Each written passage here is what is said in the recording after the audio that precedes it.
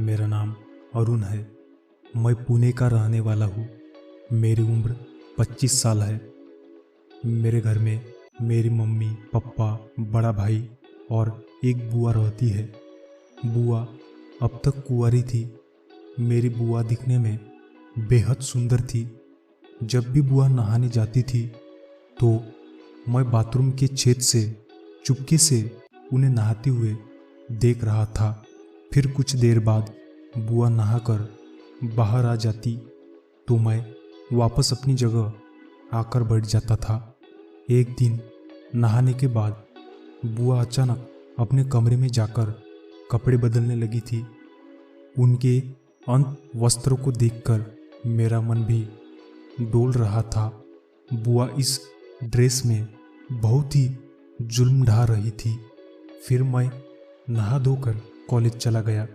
जब मैं दोपहर को घर वापस आया तो मम्मी और पापा घर पर नहीं थे। मेरे पूछने पर बुआ ने बताया कि किसी रिश्तेदार के यहाँ किसी फंक्शन में गए हैं, शायद उनको आने में देर लग जाए। बुआ ने मुझे खाना परोसा।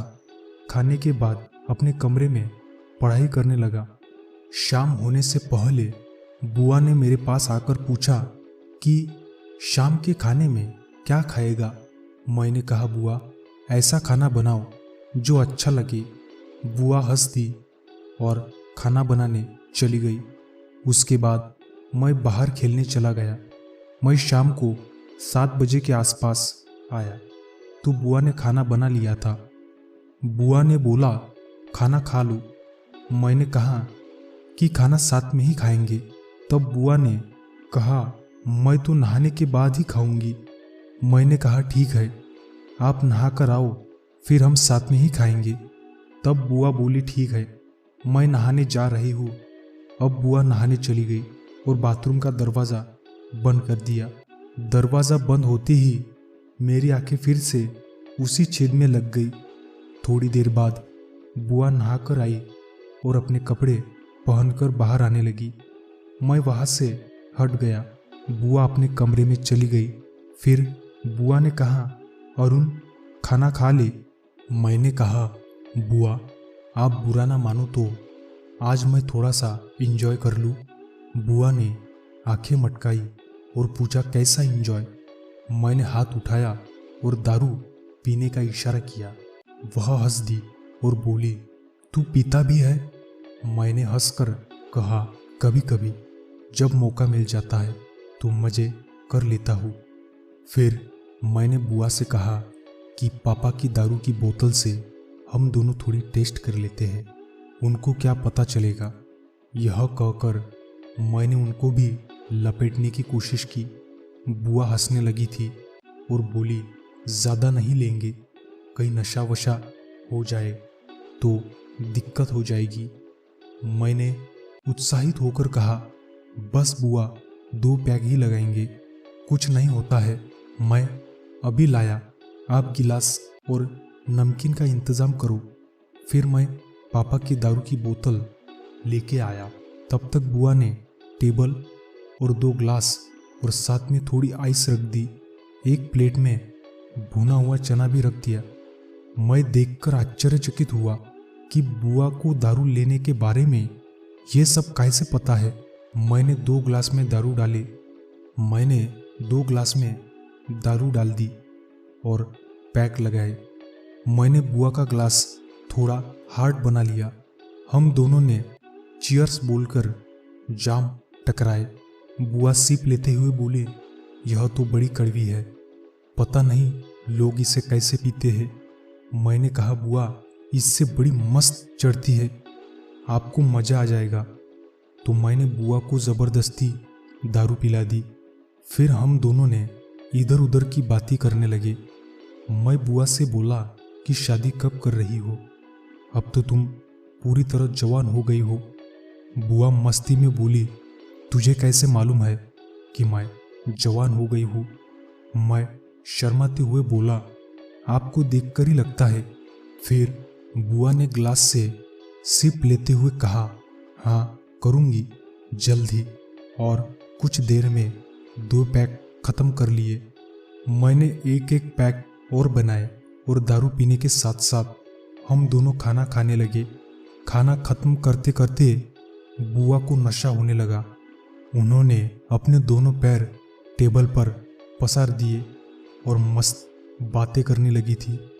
मैं सारे बर्तन रसोई में रखकर बुआ को बोला, चलो मैं आपको आपके कमरे तक ले चलूं। बुआ नशे में बोली, क्यों? मैंने कहा, आपको सुला देता हूँ। बुआ ने बोला, नहीं, आज हम एक साथ ही सोएंगे। रात में मुझे कुछ हो गया तो मैं क्या करूँगी? तू साथ रहेगा तो संभाल लेगा। मैं कुछ नहीं बोला। मुझे बुआ की वो मिलने की उम्मीद लगने लगी थी। बुआ कुछ देर बाद लड़खड़ाते हुए उठी और मेरा सहारा लेते हुए अपने कमरे में जाकर लेटी। मैं भी लाइट बंद करके बुआ के पास जाकर सोने लगा। रात के करीब 3 बजे मुझे सर्दी लगी तो मैं बुआ के करीब होकर सो गया, क्योंकि उस समय बुआ को नशा चढ़ा था, इसलिए उन्हें मेरे हाल का मालूम ही नहीं चला। फिर मैंने लाइट ऑन करके देखा तो मेरा दिमाग खराब हो गया। अब बुआ की सांसें तेज चलने लगी थी। मुझे लगा कि बुआ जागी हुई है, लेकिन वह भी मजे ले रही है। मैंने देखा कि बुआ ने अपनी आंखें खोल दी थी। मुझे एक पल के लिए थोड़ा डर लगा, लेकिन वह मेरा साथ देने लगी। उसके बाद तो हमने पूरी रात मजे किए थे।